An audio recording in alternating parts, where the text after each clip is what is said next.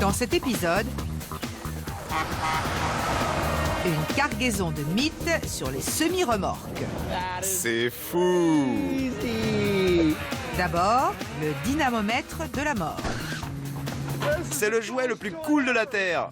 Adam et Jamie testent une sombre histoire selon laquelle l'éclatement d'un pneu de camion peut vous arracher la tête. Ensuite, attachez vos ceintures. On s'attaque à K2000. J'espère que la voiture fonctionnera toujours quand ce sera à moi. Adam et Jamie tentent de savoir si on peut grimper sur une rampe en pleine course. Enfin, Carrie, Tori et Grant risquent leur vie Ça devient dangereux maintenant. C'est ça qu'on préfère. pour savoir si l'on réduit sa consommation d'essence grâce à l'aspiration. C'est dingue! Qui sont les Mythbusters? Adam Savage Prêt à plonger? et Jamie Heineman. Rien que de voir ça, ça m'excite. Splendide! À eux deux, ils ont plus de 30 ans d'expérience dans le domaine des effets spéciaux.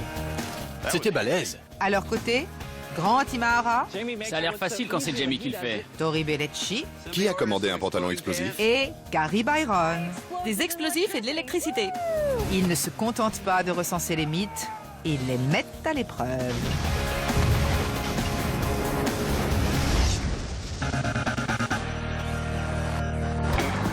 Aujourd'hui, un menu massif avec un maximum de moteurs. Adam et Jamie nous servent l'entrée. C'est un mythe qui tue, au sens propre. Vas-y. Suppose que tu roules à côté d'un semi-remorque. Un pneu éclate. L'explosion est tellement forte que ça traverse ton pare-brise et que tu es décapité sur le coup. Magnifique. C'est dans nos cordes. Les pneus peuvent devenir dangereux. En cas de surpression, on court à l'explosion. Si jamais on a la malchance d'être à côté d'un gros camion quand un de ses pneus éclate, peut-on littéralement en perdre la tête? Comment tu comptes faire? On va faire tourner un pneu de camion à vitesse normale et on va trouver un moyen de le faire éclater. Il paraît qu'un pneu de camion qui éclate est une vraie bombe. J'ai pas envie d'être dans les parages. On peut essayer de fabriquer un dispositif fixe. Même pour les Mythbusters, c'est beaucoup trop risqué de faire éclater le pneu d'un camion en mouvement. Cependant, il y a une solution. Lors d'une émission précédente, Adam et Jamie ont manipulé un dynamomètre, un appareil permettant de faire tourner les roues d'un véhicule à l'arrêt. C'est complètement bidon, là. C'est du flan. Un dynamomètre. Un dynamomètre. C'est l'outil idéal pour faire tourner une roue de camion. Sauf que personne ne voudra jamais nous prêter son dynamomètre pour qu'on fasse éclater un pneu à côté. On va devoir en fabriquer un. Faisons ça à la Mythbuster. On prend un bon gros pick-up, on vire le plateau et on fait tourner la roue juste en dessous de la roue du camion, ce qui la porterait à la vitesse voulue. Ça roule. Adam et Jamie ont un plan ingénieux pour fabriquer leur dynamomètre géant. Ils feront descendre un camion sur des roues en train de tourner et mettront Buster dans la ligne de tir. 3, 2, 1. La première étape consiste à dénuder ce pick-up. On enlève les côtés de cette camionnette parce qu'on a besoin d'accéder aux roues motrices. Ce sont elles qui vont nous permettre de faire tourner le pneu du semi-remorque. C'est tout ce qui nous intéresse dans ce pick-up. Donc on vire le reste. On va poser le semi-remorque sur les roues, faire éclater le pneu, et on verra. Ça a l'air simple quand Jamie nous l'explique. Mais en fait, c'est une entreprise très fastidieuse. On va placer le semi-remorque ici et le pick-up là. Il faut faire tourner les roues motrices du camion à plus de 80 km/h.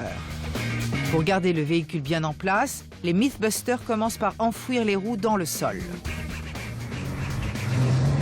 Accélère! Accélère plus fort encore! Hey, c'est plus un camion maintenant! C'est un dynamomètre! Le dynamomètre est en place. Il ne reste plus qu'à placer un semi-remorque dessus, comme celui-ci. Pour tester ce mythe, il faut suspendre le semi-remorque sur le pick-up à moitié enfoui. Les Mythbusters vont y arriver en le soudant à un énorme chariot élévateur. J'ai solidement fixé notre semi-remorque au plus grand chariot élévateur jamais utilisé dans l'émission. Il peut soulever 13 tonnes. Ce n'est pas seulement par mesure de sécurité, mais parce que c'est important pour l'expérience. On peut ajuster la pression exercée sur la roue du semi-remorque. Le chariot élévateur est en place avec son chargement. On baisse le semi-remorque à la bonne position. Les deux pneus sont en contact, tout est prêt pour un test. Maintenant, essayons de faire tourner le tout. D'accord.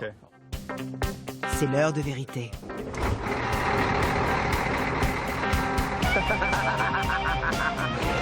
Regardez ça. Le dynamomètre n'est pas très esthétique, mais il fonctionne. C'est un gros dynamo. Tout est en place pour faire chauffer le caoutchouc et faire exploser des choses. Ça m'a l'air bien. Tout à fait. On fait tourner ça, on fait boum, et voilà. Est-ce qu'en profitant de l'aspiration d'un camion, on fait vraiment des économies? Ce mythe sur les semi-remorques est l'un des plus populaires sur notre site de fans. Si je vous dis aspiration?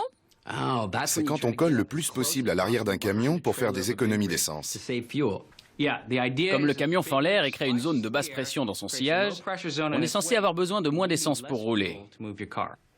J'ai toujours rêvé d'essayer ces techniques, mais j'ai jamais osé. J'ai toujours eu peur que le conducteur du camion pile. Cela peut sembler très risqué de suivre un camion d'aussi près, mais d'après les téléspectateurs de l'émission, ça peut faire des économies. La théorie, c'est qu'en collant au train du camion, on subit moins la résistance de l'air et on consomme moins d'essence. Avant de tester ce mythe en vrai, on va faire des essais à échelle réduite pour voir ce qui se passe au niveau aérodynamisme derrière le camion. À ce propos, je sais que la NASA a une soufflerie. Je les appelle pour voir si on peut s'en servir.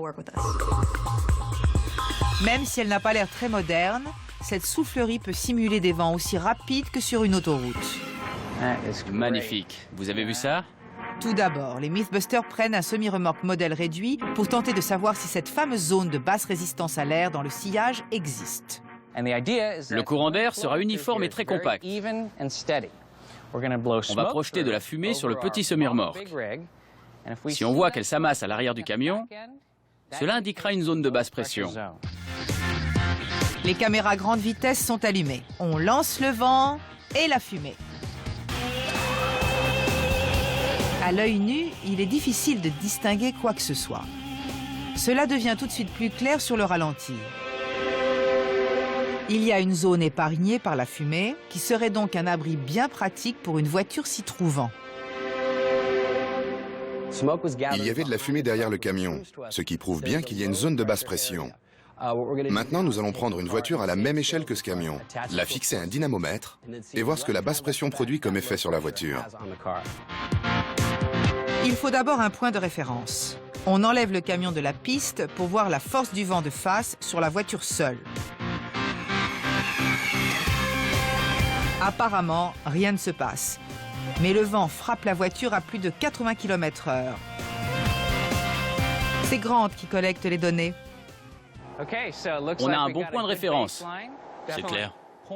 On a 0,06 kg avec le vent qui frappe la voiture et rien d'autre. C'est la valeur de référence. À présent, il faut déterminer si ce nombre diminue lorsque le camion protège la voiture du courant d'air. On est à 7 longueurs de voiture de distance. Est-ce qu'il y a une traînée qui s'exerce? Il y a une réduction de la traînée de 21%. C'est vrai? Oui. Et si la voiture se rapproche très près? On commence par réduire la distance à 12 cm, l'équivalent de 3 mètres à taille réelle. À 3 mètres, il y a une réduction de la traînée de 60%. C'est dingue! Là, on est à 1,80 m du camion. C'est fou! Je me rapprocherai jamais aussi près. Tu vas peut-être changer d'avis.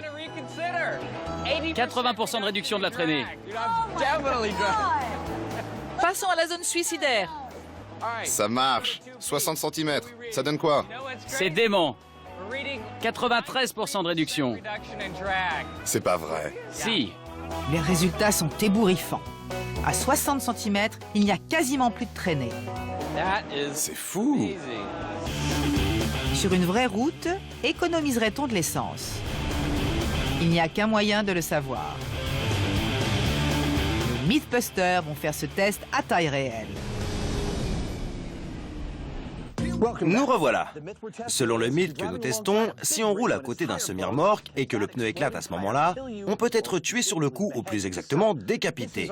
Voilà notre camion suspendu en l'air par un chariot élévateur de 13 tonnes. Nous allons le faire descendre sur un dynamomètre. Je sais bien que ça ressemble à un pick-up, mais c'est un dynamomètre qui tournera à la bonne vitesse. On va donc faire tourner la roue dans la direction voulue et trouver un moyen de faire éclater ce pneu. On espère bien que le pneu va violemment décapiter notre vieil ami Buster. On utilise une moto parce que c'est la pire situation imaginable. En moto, on est beaucoup plus exposé. Dans le cas où un gros pneu de camion éclate, on s'est dit qu'on obtiendrait les résultats les plus violents en plaçant une moto à côté. Buster risque de s'en prendre plein la tête. Pour faire éclater le pneu, Adam et Jamie privilégient une approche directe. On va prendre un fusil classique avec une balle de calibre 12. C'est l'une des cartouches les plus grosses qu'on puisse acheter dans le civil. Elle va percer le pneu, mais on ne sait pas si l'air contenu dans le pneu produira quelque chose de plus puissant qu'un sifflement.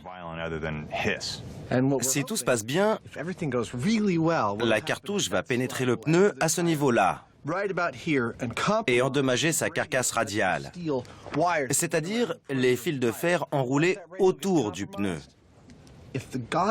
Si les dieux sont avec nous, le pneu va s'ouvrir comme une fermeture éclair et décapiter Buster. Ça, c'est la théorie. Si jamais l'impact n'est pas suffisant pour couper la tête de Buster, les Mythbusters ont un autre moyen de savoir si le mannequin a été blessé. Notre mannequin a des indicateurs Shockwatch. En regardant lesquels sont endommagés, sur sa tête et sur son torse, on saura quels dégâts il aura subis pendant l'accident. C'est l'heure de la balle magique. Évidemment, un pneu de camion n'explose généralement pas comme ça. Mais cela devrait produire l'explosion nécessaire pour tester ce mythe. On va faire éclater le pneu avec un tir de fusil. Je lance le moteur. Pendant que Adam fait grimper le pneu à une vitesse plausible sur une autoroute, Jamie se prépare à tirer. Je suis prêt. Quand vous voulez. Le pneu est gonflé à une pression standard de 7,9 bars. Jamie vise le flanc. Dans le mille. Bravo. J'ai entendu pshhh. Mais ce n'était pas l'effet désastreux que nous voulions. Jamie a touché le pneu de plein fouet. Mais il n'y a eu aucune explosion. C'est un trou bien net, là. C'est ça? C'est assez révélateur. C'est quand même une grosse cartouche, le plus gros calibre qu'on puisse acheter. Et ça a touché le flanc de plein fouet. Ça a sûrement touché les câbles. Le pneu était bien gonflé, j'ai mis dans le mille. Le ralenti montre bien le moment de l'impact, quand la balle a percé le pneu. Cependant, cela n'a pas affecté la petite promenade de Buster. Il va falloir trouver un autre plan. Il faut changer de tactique, vu que ça n'a rien donné jusqu'ici. Ces pneus sont méga résistants.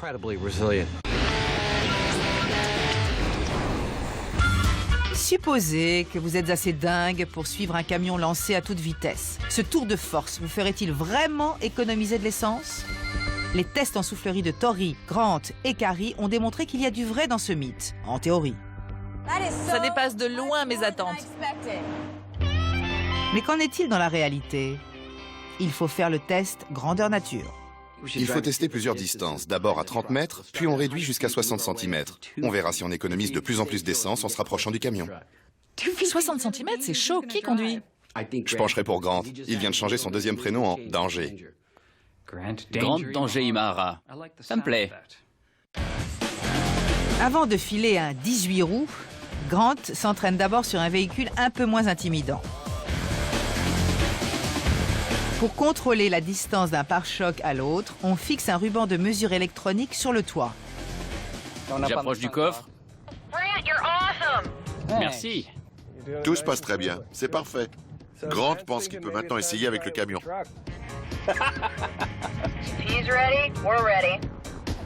Dès la première fois, Grant prend goût à cette conduite risquée. Pour autant, il ne serait pas prêt à faire la même chose dans la réalité. C'est risqué. Ce serait de la folie. Pendant que Grant se demande si c'est bien raisonnable, Tori marque son territoire. Je vais tracer une ligne sur la piste qui représentera le point de départ. Je vais faire 400 mètres et tracer une autre ligne. Cela nous donnera un tronçon de 800 mètres pour mesurer la consommation d'essence. Cette portion de piste servira à déterminer la consommation d'essence de Grant. C'est Andrew Smith, l'ingénieur responsable des essais, qui va s'en charger. Ici, nous avons le système d'acquisition des données, que nous allons relier au système d'injection. C'est exactement comme si nous mesurions physiquement l'essence qui va dans le moteur. En enregistrant ces données maintenant, sans le camion, nous pourrons comparer avec les fois où la voiture le suivra. La jauge de carburant est en place. Grant va faire plusieurs tests de suite à 88 km/h, en se maintenant d'abord à 30 mètres de distance du camion, puis en se rapprochant progressivement jusqu'à 60 petits centimètres. C'est notre test de référence. Je conduis seul. On va mesurer les données sur 800 mètres et on va voir combien je consomme d'essence quand je n'ai rien devant moi. Avec Andrew à ses côtés, Grant appuie sur le champignon. J'approche du tronçon. Je suis à 88 km/h. Je me maintiens à 88 km/h. Je suis près de l'arrivée. Ça y est. Andrew analyse les données. Avec cette course à 88 km/h sur la piste, la consommation était de 7 litres 36 au 100 km. Pourra-t-on réduire ce nombre en profitant de l'aspiration? Nous allons faire des tests à 30 mètres, 15 mètres, 6 mètres, 3 mètres et 60 cm. Ce qui est carrément du suicide quand on est sur l'autoroute. 3, 2, 1, partez. D'abord, Grant se place à 30 mètres derrière le camion. Même à cette distance, il se situe en dessous de la distance de sécurité recommandée par la plupart des législations. On conseille généralement d'être à 45 mètres d'écart quand on roule à 88 km/h. Il franchit la ligne d'arrivée. Tout s'est bien passé. J'étais à 30 mètres derrière le camion et à une vitesse constante de 88 à l'heure. Le résultat est frappant. Avec un écart de 30 mètres entre la voiture et l'arrière du camion, la consommation d'essence a baissé de plus de 10%. Maintenant, Grant se rapproche à 15 mètres. À cette distance, on réduit de 20% la consommation d'essence par rapport au chiffre de départ. Grant se rapproche à 6 mètres. Il est dans l'angle mort, je le vois pas. Et toi? À 6 mètres, la réduction atteint 27% grâce à la technique du sillage. Et si l'on passe à 3 petits mètres? Ça devient dangereux maintenant. C'est ça qu'on préfère.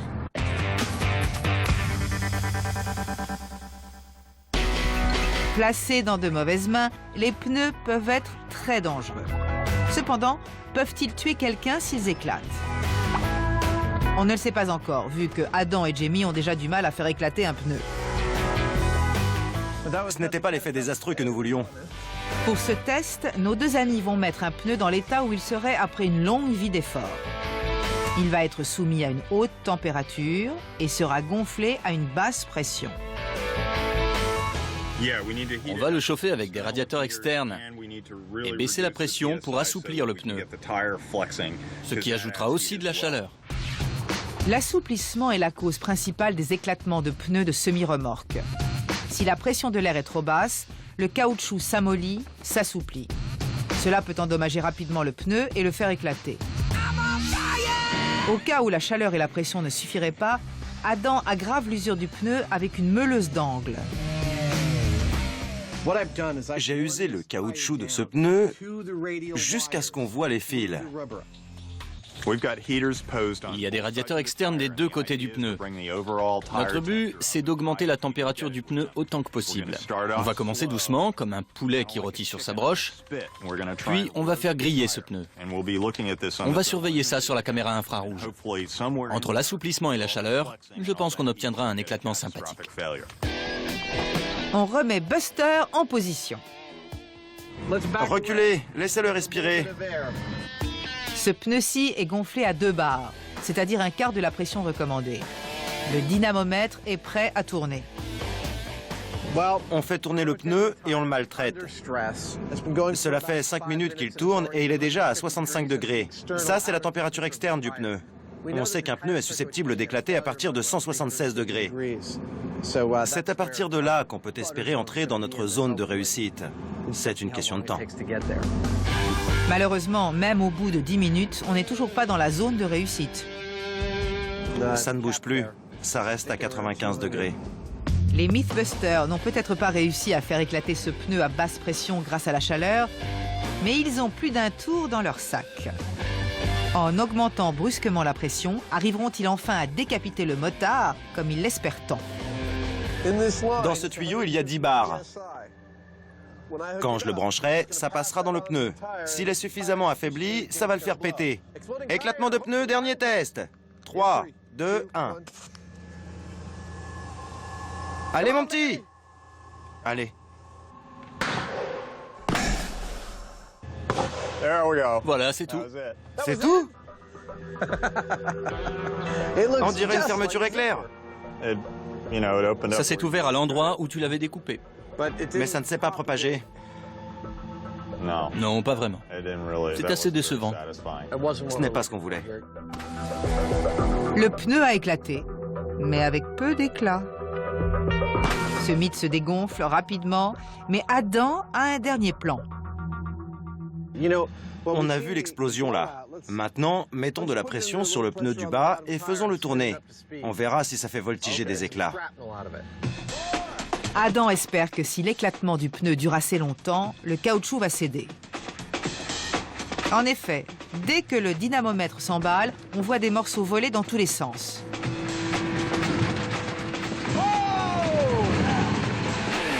Ces éclats ont-ils touché Buster, notre intrépide motard? C'est le jouet le plus cool de la Terre. Je pense qu'il vaut mieux arrêter. J'ai arrêté le camion. Une fois la fumée dissipée, Adam et Jamie vont voir de plus près. C'est terrifiant. Buster a l'air intact malgré tout. Vérifions ses indicateurs Shockwatch. Non, ils sont intacts. Il n'a pas été touché. Les éclats ont volé, mais aucun n'a touché Buster. Que conclure par rapport à ce mythe? Si on regarde ce que cette caméra là-bas a filmé, on voit qu'un gros morceau de caoutchouc a volé à 60 mètres dans cette direction. J'ai vu un morceau monter à 20-25 mètres de hauteur. Il faudrait savoir ce que ça fait si on s'en prend un dessus. Il faut éliminer tout élément aléatoire dans cette expérience. Il faut un lance-pneus. Un engin qui balancera des gros morceaux de pneus dans la tronche de Buster, pour voir si ça lui fait mal. C'est un plan prometteur. On passe à un autre mythe. Qu'est-ce que tu nous proposes? Moi aussi, j'ai un mythe avec un smearmorque. Tu connais une série du début des années 80 qui s'appelle K2000. Avec une voiture intelligente, c'est ça? C'est ça. Tu te souviens comment elle se réparait? Le mec la faisait monter dans la remorque d'un camion. En pleine course. Je veux savoir s'il est possible de faire ça à 100 à l'heure ou si on risque de se prendre le conteneur. Accroche ta ceinture. Sans faute. Avant que le beau David patrouille à Malibu, il jouait Michael Knight dans K2000 et conduisait un bolide noir plus intelligent que les voitures ordinaires. S'il devait le réparer, il accédait au QG mobile de l'équipe. Dans la vraie vie, une fois sur la rampe, est-ce que l'on ne risque pas d'accélérer brusquement et de se trouver catapulté dans la cabine? On fera un test grandeur nature. Mais il vaut mieux en faire un à taille réduite d'abord. Prenons une voiture télécommandée et un tapis de jogging. Essayons-le comme ça d'abord. D'accord. Une fois de plus, les Mythbusters vont faire un test à échelle réduite. C'est Adam qui se charge de construire la petite voiture télécommandée. Yeah. Vous avez vu ça? Jamie découpe un tapis de jogging pour reproduire la surface de la route. Ingénieux. Le tapis représente la route. On a un camion miniature et une petite voiture. On va tenter de savoir ce qui se produit quand la voiture passe de la route à la remorque. Se retrouve-t-elle sur deux roues? Fait-elle un tonneau? Est-ce qu'elle n'arrive pas à monter? Que sais-je encore? Comme Jamie l'a dit, l'instant crucial se situe quand les roues de la voiture arrivent sur la rampe. À ce moment-là, les deux véhicules se déplacent à la même vitesse, sauf qu'une fois qu'elle est sur la rampe, la voiture avance alors que le camion est immobile, par comparaison. En théorie, sans effets spéciaux, la vitesse de la voiture devient incontrôlable. Enfin, ce n'est que de la théorie. Et dans la pratique? Prêt? Oui. Pas besoin de faire plusieurs essais. Pour une fois, les Mythbusters ont réussi un test à taille réduite du premier coup. On pensait qu'au moment où les roues arrière arriveraient sur la rampe, la voiture ferait zoom. Le ralenti confirme qu'il n'y a pas eu de zou. La voiture télécommandée a fait une entrée tout ce qu'il y a de plus fluide dans la remorque. Même sans freiner, elle allait assez lentement pour éviter une collision tragique avec le mur du fond de la remorque. Je ne sais pas toi, mais après cette expérience à taille réduite, je pense que c'est réalisable. Je suis d'accord. Quand on y réfléchit, la voiture a beaucoup d'inertie. Pour qu'elle percute l'arrière de la remorque, il faudrait qu'elle aille 2 fois plus vite, tout d'un coup. Une poussée de vitesse. Maintenant, pas le choix. On teste à taille réelle. Oui. On va construire une rampe. D'accord. Si vous suivez un camion de tellement près que vous ne voyez plus ses rétros, cela veut dire qu'il ne vous voit pas. C'est pour cela qu'il est dangereux de profiter de son aspiration, sans compter que c'est illégal.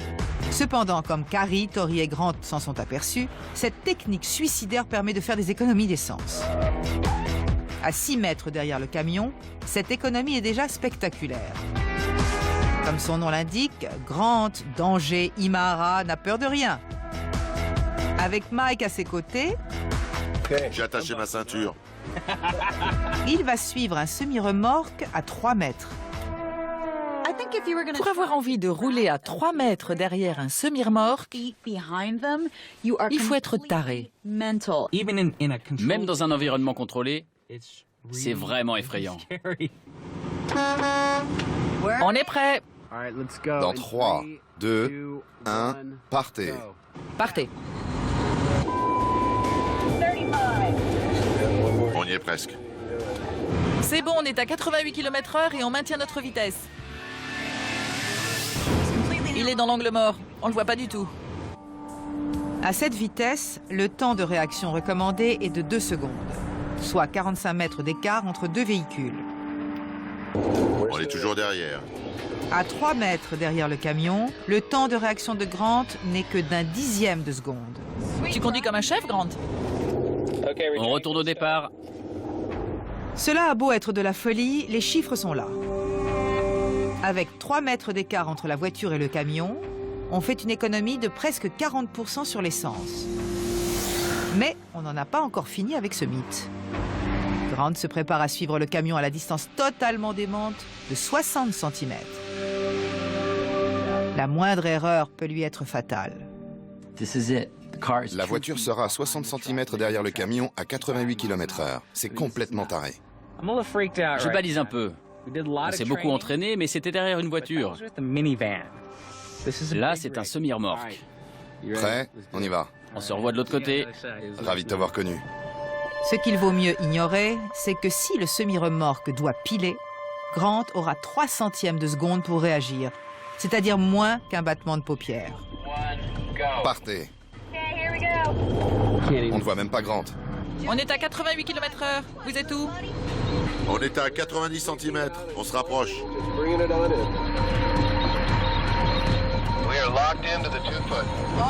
Vous êtes dans l'angle mort. On n'y voit que dalle. Matt, Matt, le conducteur du camion, ne voit pas du tout le véhicule de Grant. C'est fou! J'adore!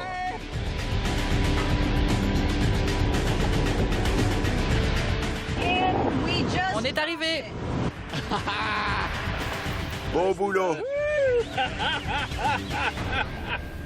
Oh my God. C'était complètement dingue. J'ai économisé combien d'essence? Le résultat est un peu plus complexe cette fois-ci. Jusqu'ici, à chaque fois que le véhicule de Grant se rapprochait, l'économie d'essence augmentait. Mais là, autour de 60 cm, elle a baissé. L'économie d'essence a légèrement chuté. Je pense que c'est parce qu'il y avait si peu de traînées à ce niveau-là que c'était difficile de conserver une distance constante de 60 cm. Du coup, tu appuyais, tu relâchais l'accélérateur et ça a consommé de l'essence. Il vaut mieux ne pas bouger le pied sur la pédale. Tant qu'on ne fait pas trop joujou avec l'accélérateur, la technique de l'aspiration sillage, bien que dangereuse, est favorable aux économies d'essence. Qu'est-ce qu'on conclut pour ce mythe? C'est nettement confirmé. On économise de l'essence en suivant un semi-remorque de près. Mais ça ne vaut pas la peine de risquer de mourir. Mythe confirmé. Mais ce n'est pas une bonne idée pour autant. Adam et Jamie ont eu l'outrecuidance de mettre David Hasselhoff en doute. Ils se demandent ce que vaut la cascade fétiche de K2000 dans la réalité. Peut-on monter dans une remorque alors qu'elle bouge ou cela relève-t-il du mythe pur et simple? Pour le savoir, ils ont rejoint Grant, Carrie et Tori sur la piste de test dans l'Oregon. On a déjà fait ce test à taille réduite dans l'atelier. D'après le test, c'est parfaitement faisable. Grâce à l'inertie, la voiture ne risque pas de foncer en montant sur la rampe et de s'encastrer dans la remorque. Maintenant, on aimerait faire cette expérience grandeur nature pour voir si on peut faire ça sans risque. La recette est simple. Prenez un camion, une voiture de sport des années 80 et lancez-les à toute vitesse. Il faut également une rampe. Adam et Jamie en ont construit une bien à eux. Pile poil. Cette rampe est parfaite. Elle est de la bonne longueur et elle ne gêne pas trop la voiture. Ça coince un tout petit peu. Mais dans l'ensemble, ça passe au poil. Je pense que ça ira. Avant de se lancer, il faut faire un test de conduite. Jolie manœuvre! Vous êtes prêts pour vos cours de conduite avant de tester ce mythe? Mike a fait une entrée très hollywoodienne, mais il passe vite aux choses sérieuses. Je vais vous montrer comment garder le contrôle quand on tourne ou quand on dérape. Vous allez faire des dérapages, histoire d'être préparé si la voiture tombe de la rampe. Vous allez essayer de viser une rampe de 2,40 m de large avec une voiture d'1,80 m de large sur une autoroute. Si un truc foire, vous saurez à quoi vous attendre. Mike pense qu'il est facile de monter sur la rampe et de freiner quand on atteint le sommet. Il veut préparer Adam et Jamie au cas où il y aurait un problème. Il n'y a que quelques centimètres de chaque côté de la rampe, c'est donc tout à fait possible. Braque. Très bien, bravo. Adam est tout à fait ravi de faire des dérapages incontrôlables. J'espère que la voiture marchera toujours quand ce sera à moi. À contre-cœur, notre pilote en herbe passe le relais à Jamie. L'homme au béret boucle sa ceinture et prend un départ des plus pépères. Pas la pédale de frein. Ah, oui. C'est dur? Oui. Il est un peu plus long, c'est un vieux monsieur, c'est normal. Comme les Mythbusters l'ont démontré, on peut apprendre des nouveaux tours à un vieux chien. Jamie arrive bien vite à prendre le contrôle d'une voiture incontrôlable. Une fois la leçon de Jamie terminée, repos pour tout le monde. Les deux élèves ont-ils été bons? Tu penses qu'on est prêt à tenter ça? Vous avez été très bon. Rassurés par les mots d'encouragement de Mike, Adam et Jamie se préparent au vrai test. Les deux véhicules sont sur la ligne de départ. Ce sera le choc des titans. J'ai hâte de faire ça. Salut Matt. Ça va? Bien et toi? Très bien. C'est toi notre conducteur? Oui. À combien monte ce monstre? J'irai aussi vite que vous le voulez, tant que vous oserez grimper dedans. C'est tentant. Mais dans un moment de prudence assez inattendu, Adam opte pour une approche mesurée. On espère monter jusqu'à la vitesse autorisée sur autoroute. Mais on va faire un premier test à 50-55 km/h. Si ça fonctionne, on grimpera à 90. Maintenant, la question est, qui commence à conduire? Si Adam ne meurt pas pendant cette expérience, ou s'il meurt, je m'y collerai. Dans tous les cas, Adam sera le premier cobaye. Si ça a l'air sûr, j'irai. Adam, le cobaye humain, se prépare pour le premier test. Avec pour seule garantie un test à taille réduite et une série télé des années 80, il vaut mieux jouer la sécurité. Il peut se passer plein de pépins. C'est pour ça qu'on a mis en place tout un tas de mesures de sécurité. Primo, on a ajouté un arceau dans cette voiture. Deuxio, on a ajouté une ceinture de sécurité 5 points pour que je ne valdingue pas dans tous les sens. Et enfin, je porte un casque. Vous pouvez démarrer. Juste au moment où ils prennent le départ, il se met à pleuvoir, ce qui rend la route et la rampe glissantes. Le défi n'en est que plus grand. Pendant qu'Adam rentrera dans la remorque, en principe, je serai avec Mike dans une voiture qui roulera à côté. Mike donnera des conseils à Adam s'il voit qu'il y a un risque. Adam accélère. Il approche de la vitesse voulue. On est à 40, 50, 55 km/h. Il prend son temps pour bien se mettre dans l'axe de la rampe. Quand il est suffisamment proche, Mike lui donne le signal. Tu peux y aller.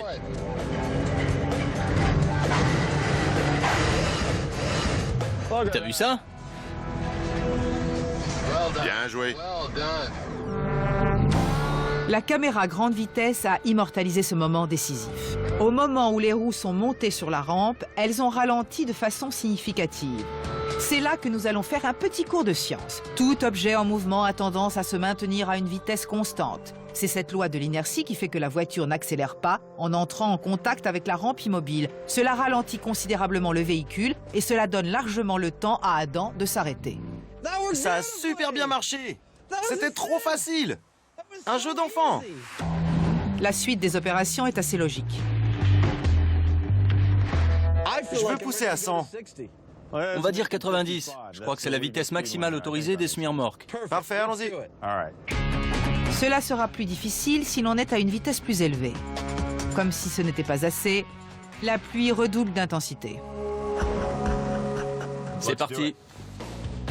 Adam fait chauffer le moteur et atteint rapidement la vitesse voulue. On est à 90. Jamie et Mike sont toujours là pour prêter main forte.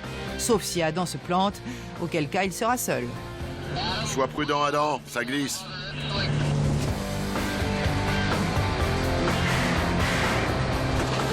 Magnifique, très bien fait.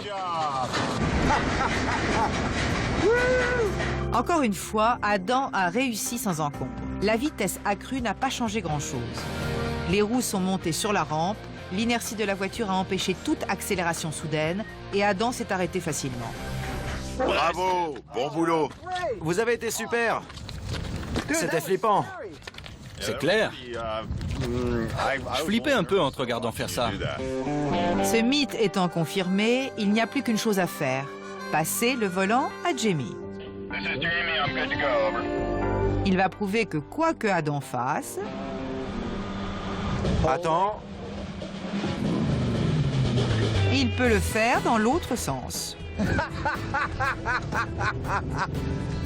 Bien joué, Heinemann. Dégage, Hasselhoff. Voilà Heinemann.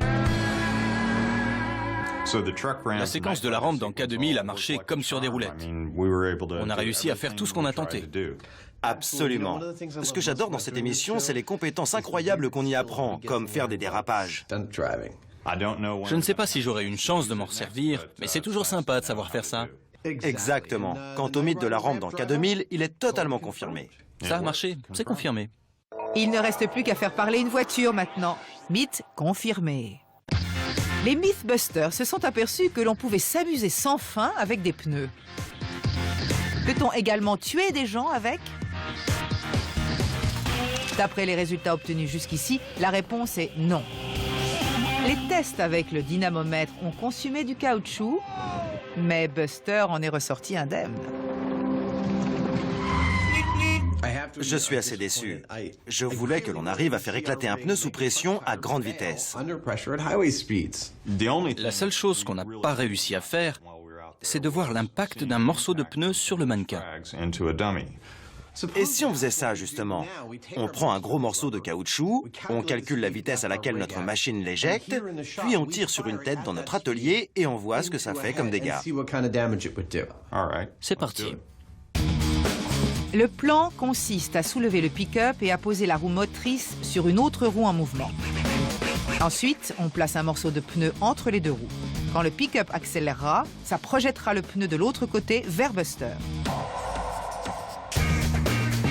À peine sorti de terre, le pick-up change d'endroit. C'est très bien comme ça. Très bien. Le chariot soulève le pick-up et le maintient en position. Je vais t'aider. Merci. Une remorque à l'envers fournit la roue inférieure du lance-pneu. Adam et Jamie la glissent en dessous du pick-up. Une fois de plus, on va se défouler. On a une remorque, une camionnette, de l'électricité, des pneus. On assemble le tout et on lance des pneus. Adam vérifie la vitesse de rotation des roues. 32, 40, 50... Quand il atteindra 65 km/h, Jamie insérera une bande de caoutchouc du pneu qui a éclaté entre les roues. 65. La planche est trouée. Adam est fou de joie. Wow, génial. Il n'y a plus qu'à mettre une tête en place et à tirer dessus. C'est dément.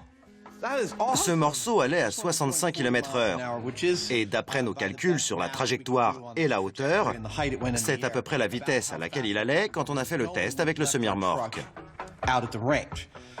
Si ça décapite notre bonhomme, je dirais que le mythe est confirmé. Le candidat à la décapitation a été moulé grâce à du gel balistique et la colonne vertébrale d'un porc. Vous avez vu ça? C'est Grant, avec une colonne vertébrale. Ça va, mon grand? Adam et Jamie le placent en plein sur la trajectoire du morceau de pneu. Ces pneus dégagent beaucoup d'énergie quand ils tournent. S'ils partent en morceaux, ils peuvent en projeter à une très grande vitesse. Nous allons tâcher de savoir si ces bouts peuvent casser un pare-brise ou casser le cou de quelqu'un. C'est ce qui est important dans ce mythe. Étant donné la puissance potentielle de cet engin, Adam et Jamie y vont franco. Ils remplacent le motard par le conducteur d'une voiture qu'ils viseront à la tête.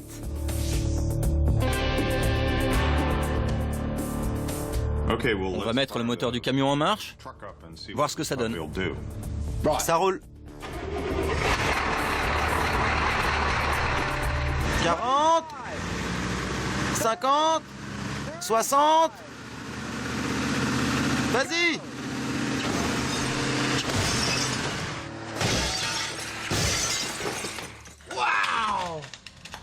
C'était géant. Ils obtiennent une décapitation presque parfaite dès le premier essai. Il a le cou brisé. Il est mort, c'est sûr. Il a eu la colonne vertébrale arrachée. Si quelqu'un voit ça, il conclura forcément à une décapitation. Les chances de sauver ce malheureux s'amenuisent.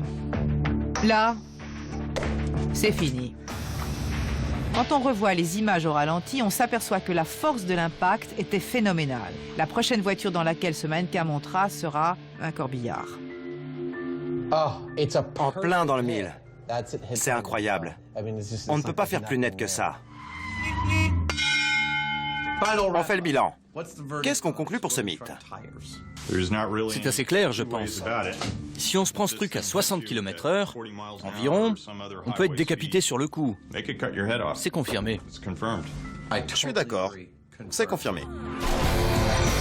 Soyez prudents sur la route. Mythe confirmé.